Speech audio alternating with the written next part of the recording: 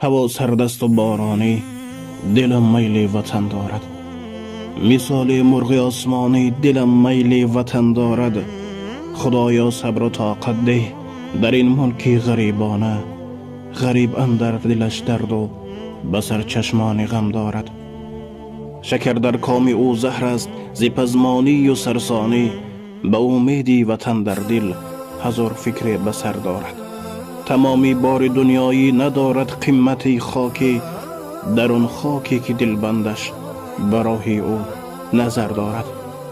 مشو نومید الا دوستم، مسافر بچه تاجیک. بدان شامی غریبی هم به خود صبح دیگر دارد. هوا سردست و بارانی، دلم میل وطن دارد. مثال مرغ آسمانی، دلم میل وطن دارد.